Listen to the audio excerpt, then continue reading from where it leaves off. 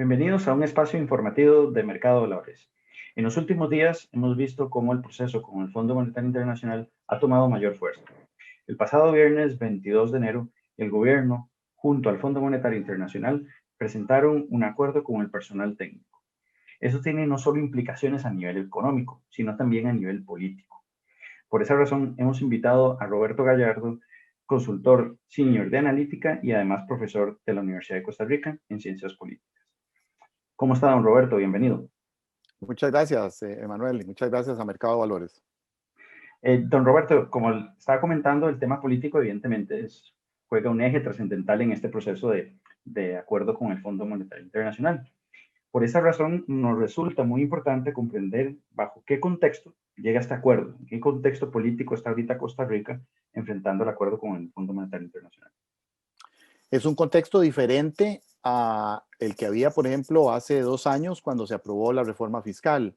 Es un contexto diferente al que había hace un año cuando empezó la pandemia y el gobierno, por ejemplo, mandó a la Asamblea Legislativa una serie de iniciativas que tenían como objetivo, eh, eh, bueno, financiar asistencia a las personas afectadas por la pandemia, por la crisis económica, pero también para equilibrar las finanzas públicas. Es diferente, este momento es diferente por varias razones. Primero, porque estamos ya en año electoral, estamos en un ciclo electoral, es decir, estamos diciendo que eh, faltan un año y una semana para las próximas elecciones. Hay en la Asamblea Legislativa, a la que le corresponde aprobar algunas de las iniciativas que forman parte del convenio con el fondo, hay en la Asamblea Legislativa una cantidad importante de personas que están aspirando o que se dice que van a aspirar a las candidaturas de sus partidos políticos, Carlos Ricardo Benavides y Roberto Thompson en la Asamblea, en la Liberación Nacional, Pedro Muñoz en el Partido Unidad Social Cristiana, Dragos Dolanescu, que ha hablado de ser candidato de una coalición de partidos social cristianos, y Eduardo Cruzan, el presidente de la Asamblea Legislativa, y el mismo José María Villalta, que probablemente sea candidato de su agrupación.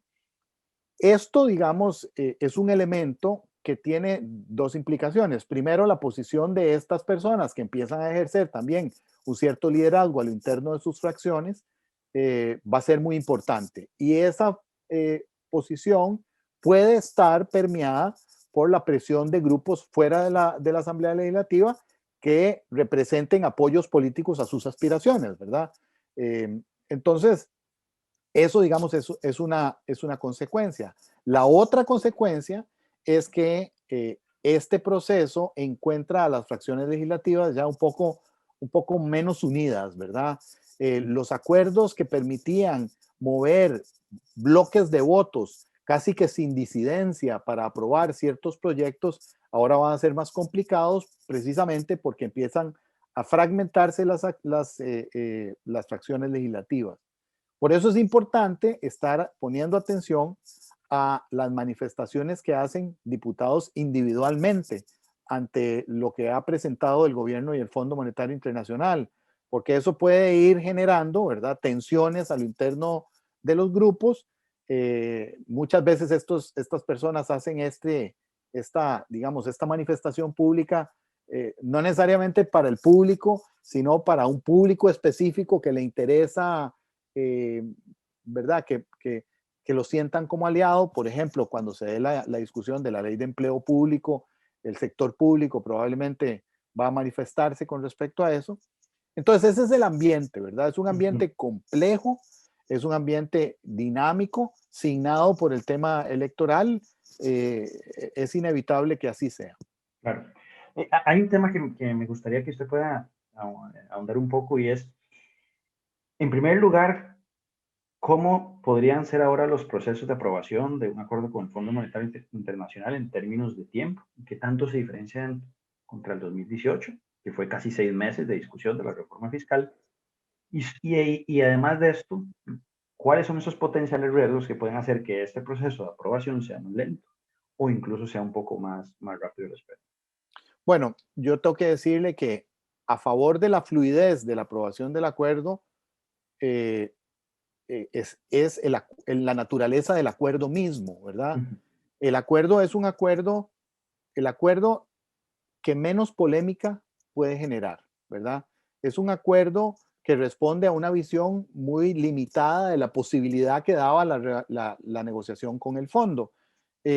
Mientras se daba la definición de la posición del gobierno, de la propuesta que iba a llevar al Fondo Monetario Internacional, surgieron muchas propuestas, sobre todo del sector económico, de aprovechar la coyuntura para hacer algunas reformas estructurales importantes en el Estado costarricense.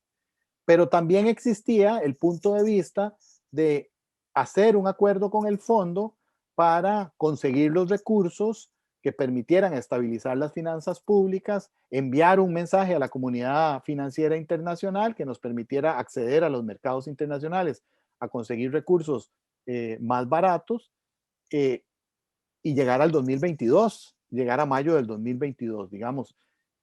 Ese es la naturaleza del acuerdo que se logró. Es un acuerdo limitado, un acuerdo que en el fondo tiene aparentemente pocos elementos polémicos. Sin embargo, cuando ya empiece la revisión de los proyectos de manera más concienzuda, ¿verdad?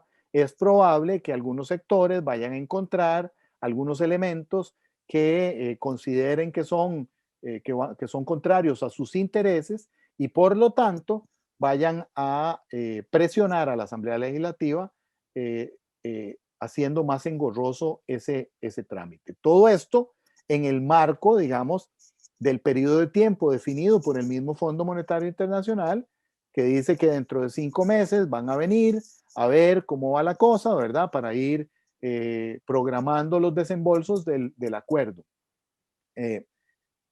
Tiene la ventaja el gobierno de que controla la agenda legislativa por los próximos 8 meses, puede retirar y presentar proyectos para moverlos, para concentrar a la asamblea en un solo proyecto, para que se mueva más rápidamente, etcétera.